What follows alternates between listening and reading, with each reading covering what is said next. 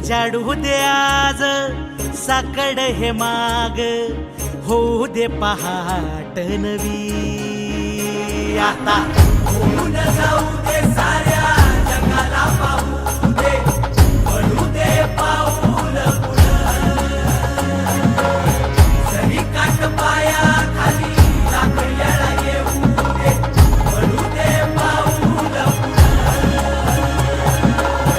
मोठी लढाई र लढू मातीसाठी र गड्या, मनगटाच जोर लावून.